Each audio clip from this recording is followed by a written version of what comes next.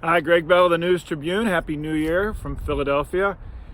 Why are the Seahawks going to Green Bay in the divisional round next week? Well, I thought a sequence between Marshawn Lynch and DK Metcalf is the reason why the Seahawks avoided what would have been an inexcusable loss to a 40-year-old journeyman backup quarterback after Jadeveon Clowney knocked Carson Wentz out of the game. We'll get to that in a minute. Marshawn Lynch, second quarter, 3-3 game. 5-yard line, jumps to the 3, jumps into 3 Eagles defenders, spins off all 3 of them, leans his way into the end zone for a very beast-modian touchdown. The Seahawks sideline erupted.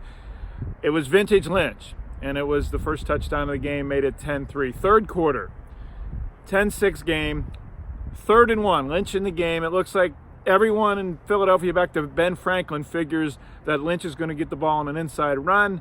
Wilson rolls out to the right, sends Lynch into the flat, flips a little pass out to him on the right side. Lynch runs for 20 yards down the right sideline. And then at the end of the run, he stiff arms with his left hand a poor defenseless cornerback for the Eagles straight into the turf. Goodbye to that guy. The Seahawks bench exploded again, right in front of Pete Carroll and the whole sideline. The defensive players, Bobby Wagner, everyone mobbing Lynch after the play. It electrified a team that needed electricity. They were in a 10-6 game, as I said, with a 40-year-old journeyman quarterback who's been in the league he has been since 2002.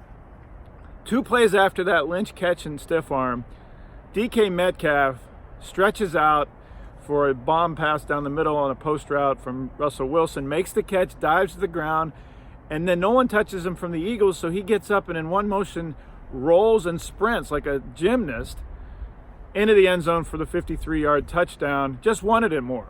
Those plays that Lynch and Metcalf just wanted it more than the Eagles did. Now, of course, the Eagles made the mistake of going man-to-man coverage against a 6'4", 229-pound guy that runs a 4.3 40 in Metcalf, and the Eagles showed they don't have anyone in the league, or anyone in the team like no one else in the league that can guard a man-to-man 6'3", 229, 4.3 40 guy. That's how Metcalf got an NFL record for yards receiving, 160 yards. Most in Seahawks history by any receiver in the playoffs, but an NFL playoff record for a rookie. Those plays, though, changed the tenor of the entire game. Pete Carroll, I asked him about it afterwards. I led my story with it as soon as the game ended, so I went in the locker room hoping that Carroll would give me a quote to back that up, and he did. He said those were like knockout plays. Yeah, it was in the third quarter. It was a little early to knock a team out, but he said it felt like knockout plays. The energy, the enthusiasm, the tone of the game changing with those plays by Lynch and Metcalf. So forget the 7 yards rushing from Lynch and 6 carries, and people around the country are going to read that and say Lynch had no impact. He's having a huge impact in these 2 games. Touchdowns in each of the 2 games, but the impact on the locker room, on the sideline, encouraging Travis Homer last week and telling the 21-year-old rookie, hey, you're encouraging me, you're inspiring me, Lynch. I mean, Homer's going to talk to his grandkids about that forever. That's the kind of stuff, intangible stuff, that can win you games on the road at Lambeau Field next weekend when Aaron Rodgers is going up against you. That's the impact that Lynch has had, and it's, quite frankly, a little more than I think maybe the Seahawks were going to get out of him intangibly.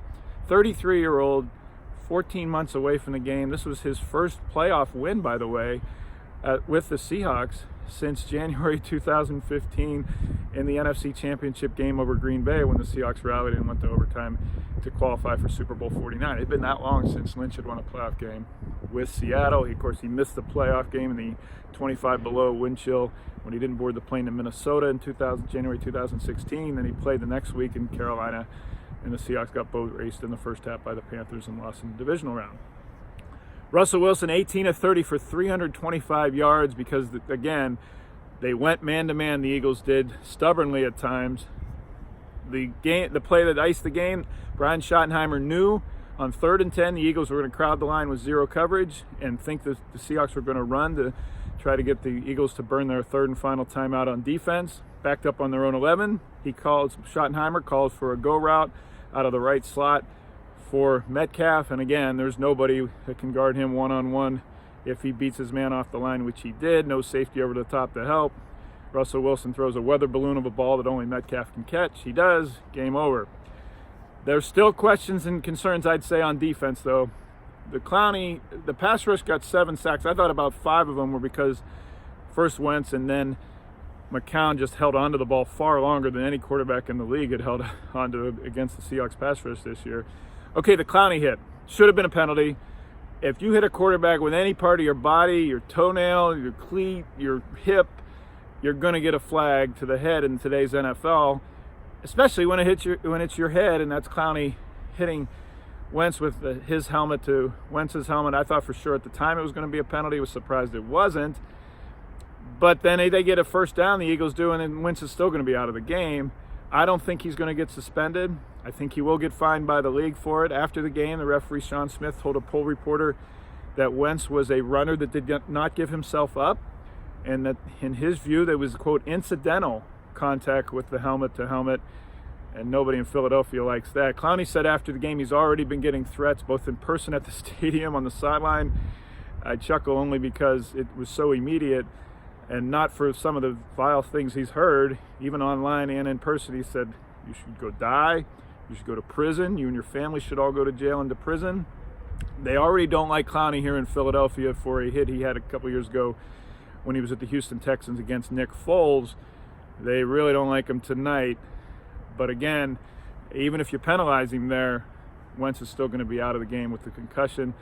McCown did not do badly, and a lot better than a 40-year-old quarterback should have, backup quarterback who didn't get any reps. 5 passes on the whole season coming into tonight, both with his legs and in the passing, kept the Eagles into the game until the end when Metcalf put him away.